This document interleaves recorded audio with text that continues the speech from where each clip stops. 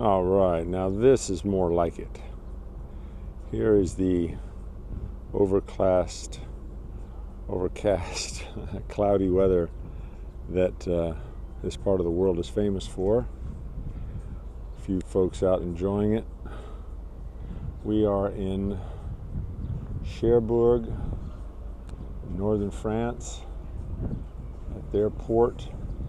And right down here is, I'm told, stuck in a maritime museum now, the largest, well, the tail end of the largest submarine there is or has been. So you can see a good chunk of it there. That's it. That's all you can see from here. Maybe I can get a little more footage of it later. But it's a beautiful part of the world. It's once we get up here to the north of, well, we're about to go back into the English Channel when we leave here, but this part of the world is famous for this kind of weather, so no surprise there. But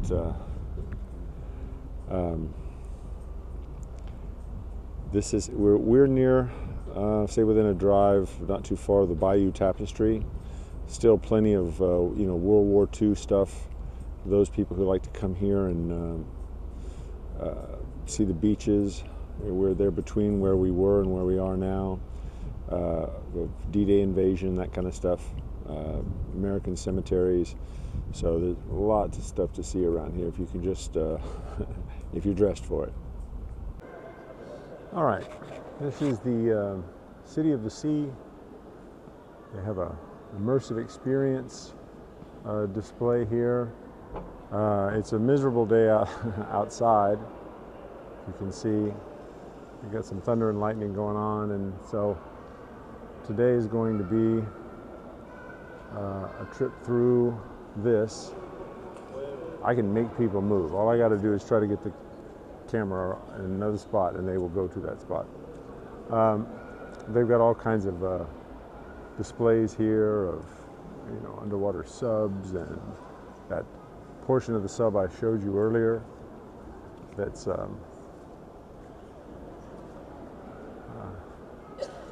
you saw the tail of. So for anyone who's into deep sea diving, I have some friends who are divers, but they don't usually travel around in outfits like this. And there's a National Geographic one, two actually. And these little bell-sized deals that they send down. Cannon from the Alabama.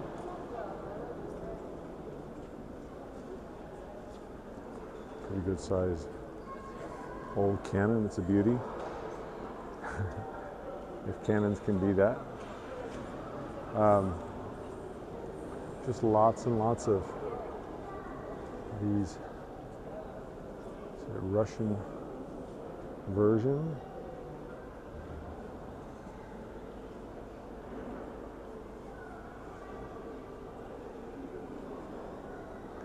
Kind of like a, Smithsonian kind of display.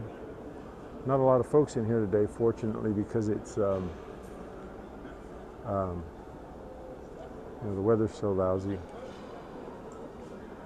So I'm going to take a trip around the place and see what I can show you of this. It's encore, nous sommes en France. Yeah, it's a shame, really, because this is a part of France that I'm unfamiliar with, and I would really like to see more of it. This will be our last day, so there won't be a lot of opportunity to see too much.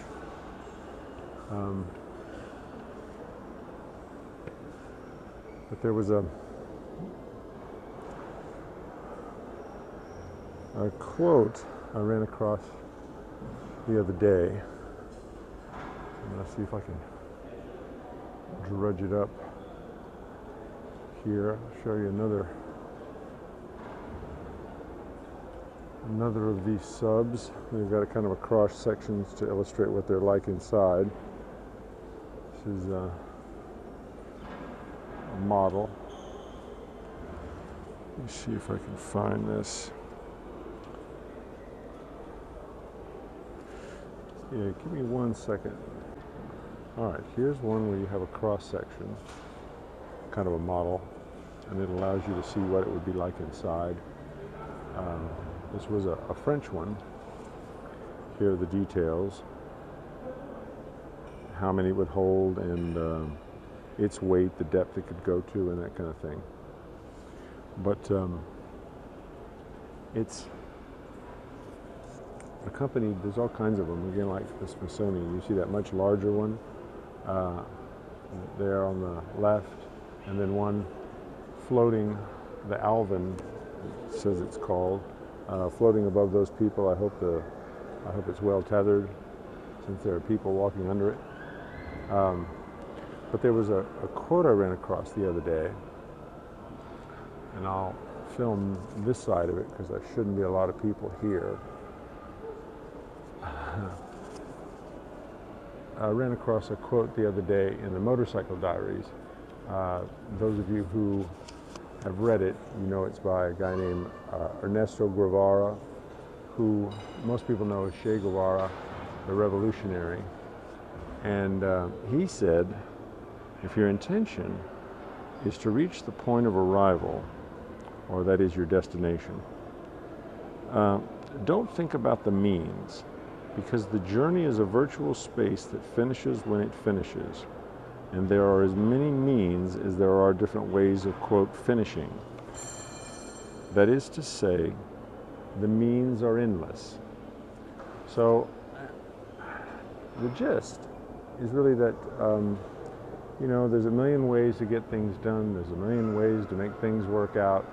But it also depends what the means are, depends on what you choose as a destination. And of course, as the destination changes, the means change. And since there's so many means and the destination is up to your making, then there's no contest as far as travel and what to see and what to do and so on. So it's on days like this, it goes back to that Samuel Johnson quote, where you think the travel, especially on days like this, is something like a reality check. I mean, things aren't always perfect. Some days are just, you know, nothing special, but, you know, life is what you make of it, and the destination you choose will determine the means you take, and there's a lot of different ways, even once you've chosen a specific destination, to make that happen. So they're just, you know, one day we wind up like this guy, hopefully mummified in a case for everyone to enjoy us, but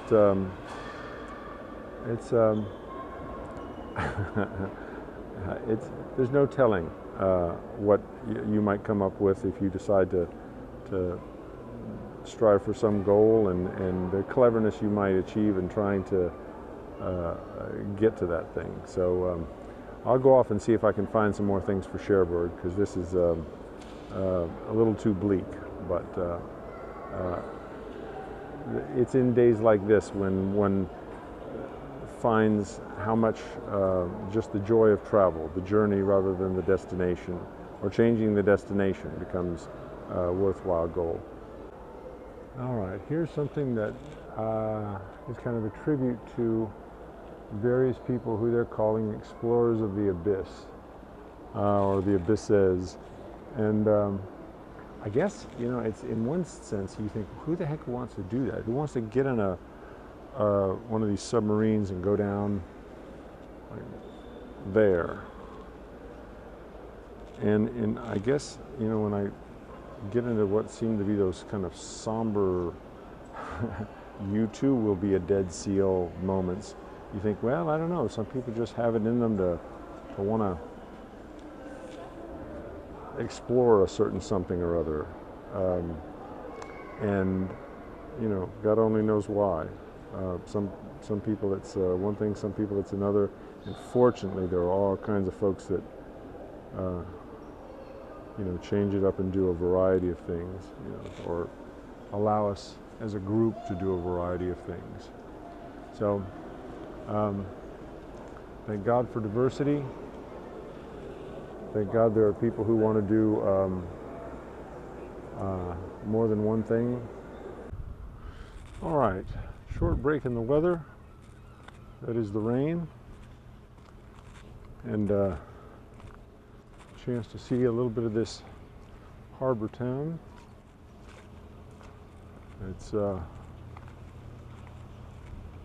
gloomy day, but those people who are out fishing are used to getting wet, making the most of it. And I guess it's one of those lemons to lemonade stories, and I have been in the company recently of someone, and not only do we all know someone like this, but we've all been like this ourselves at times. It's like, oh my God, everything's gonna go wrong, and what if this, and what if that, and that the worst is bound to happen, and it rained once before, so it might rain again someday. So that's always an option. Things can go miserably wrong, but most of the time they don't. It's just I guess a natural concern people have, that things won't work out the way they hope, and they fixate on that or whatever. But my thing, you would think, I would imagine one would think, that someone who's concerned with things like chance and determinism and free will and whether God exists and all that wonderful stuff would be pessimistic all the time. William James early on got really worked up about it because he took determinism so seriously. And I can see myself how easy it would be to do. But since you can't do anything about it anyway, either way, then, just enjoy. There's so much out here to just get your kicks out of. You never know what you'll find.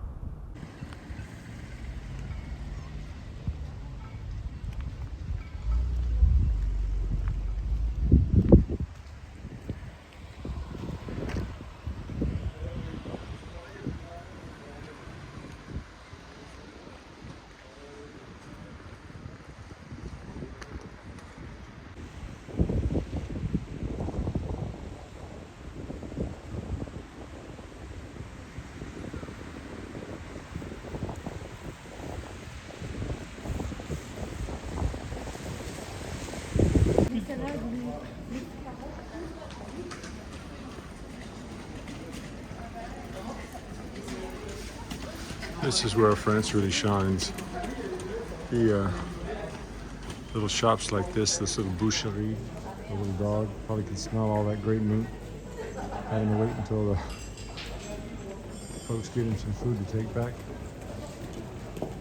Hang on a minute.